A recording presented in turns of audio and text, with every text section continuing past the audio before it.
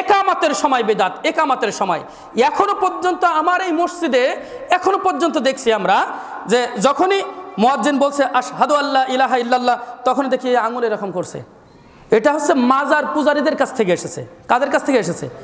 মাজার পূজারী, কবর পূজারী, পীর পূজারী যারা আছে ওদের কাছ থেকে এটা এসেছে যে যখন আশহাদু আল্লা ইলাহা ইল্লাল্লাহ বলে, যে আল্লাহর নামে সাক্ষ্য দিচ্ছে, তখন কি করে ওরা দেখায় আল্লাহকে এভাবে করে আঙুল উঁচু করে। বুঝছেন বিষয়টা? এটা এখনো পর্যন্ত আমার মসজিদে যদি একজনকে দেখছি যে আশহাদু আল্লা ইলাহা ইল্লাল্লাহ বললে পারে এরকম করে, নো, এটা করা কি সুস্পষ্ট বিদআত, এটা করাই যাবে না। যদি এটা করেন আপনি যে আমল করতেছেন এই আমল কি হয়ে যাবে? নষ্ট হয়ে যাবে। এরপরে আসেন 4 নম্বরের যে বিদআত, সময় সংক্ষেপ তো সংক্ষেপে নিয়ে আসি, 5টা বলবো।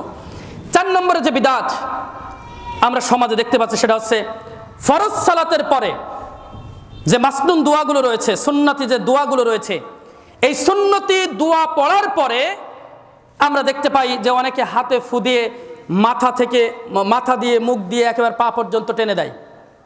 আপনারা দেখেছেন? আমি যখন এখানে আসছি, সর্বপ্রথমে যখন আসছি তখন দেখি সভাপতিরা এইগুলো করে। হ্যাঁ, আর সভাপতি ভাই, আমার চেয়ারম্যান ভাই সবাই এইগুলো করে। আমি যখন এই বিষয়টা নিয়ে খুতবা দিয়েছিলাম তখন সবাই আলহামদুলিল্লাহ ছেড়ে দিয়েছে।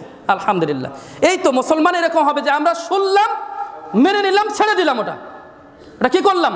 ছেড়ে দিলাম।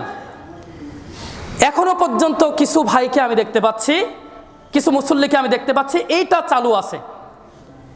আপনারা মনে রাখবেন যে সুন্নতি যে দোয়াগুলো আছে এই দোয়াগুলো পড়ার পরে আপনি আয়াতুল কুরসি পড়ছেন, আপনি ওখানে বলতে চাচ্ছেন যে সূরা ফালাক, সূরা নাস, সূরা ইখলাস পড়ছেন, তাই আপনি এটা করছেন না। এখানে এটা নয়।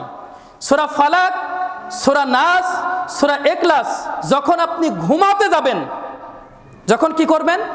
ঘুমাতে যাবেন যখন, তখন আপনি কি করবেন? এই 3টা পড়ে হাতে ফুঁক দিয়ে মাথা থেকে পা পর্যন্ত টেনে দিবেন। তাও এটা কয়বার? 3 বার। এটা আল্লাহ রাসূল সাল্লাল্লাহু আলাইহি সাল্লামের গুরুত্বপূর্ণ একটা সুন্নাত, যেটা আল্লাহ রাসূল সাল্লাল্লাহু আলাইহি সাল্লাম করতেন। তো এখানে যেটা বলছিলাম যে সুন্নাহ, এই যে দোয়া, সুন্নাতের দোয়া, এগুলো পড়ার পরে যেটা করা হয় এটা কি?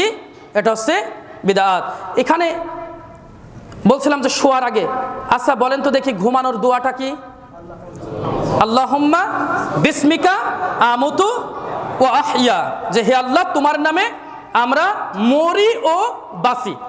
এর অর্থাৎ তোমার নামে আমরা শয়ন করেছি এবং তোমার দয়ায় আমরা পুনরায় আবার জীবিত হব। সুবহানাল্লাহ, সুবহানাল্লাহ। এরপর অনেক দোয়া আছে, অনেক দোয়া আপনি পড়তে পারেন, যেমন সুবহানাল্লাহি ওয়ালহামদুলিল্লাহি আল্লাহু আকবার, সুবহানাল্লাহি ওয়ালহামদুলিল্লাহি ওয়াল্লাহু আকবার। এটা আপনারা 33 বার 34 বার পড়তে পারেন। এরপরে সুবহানাল্লাহ, আলহামদুলিল্লাহ, আল্লাহু আকবার 33 34 বার পড়তে পারেন। এরপরে আয়াতুল কুরসি পড়তে পারেন। এরপরে সূরা মুলক পড়তে পারেন। এরপরে সূরা সিজদা পড়তে পারেন।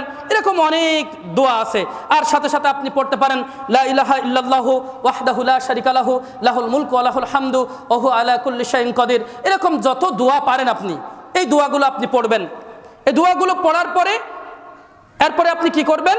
যখন এই সূরা ফালাক, সূরা নাস এবং সূরা ইখলাস পড়বেন, 2 হাত এভাবে করে দিয়ে ফুঁক দিয়ে মাথা থেকে পা পর্যন্ত টেনে দিবেন। মনে রাখবেন এই ছাড়া অন্য কোনো জায়গায় আপনি দোয়া পড়ে হাতে ফুঁক দিয়ে মুখে বোলানো অথবা আপনার শরীরে বোলানো এটা জায়েজ নয়। এটা কি বললাম?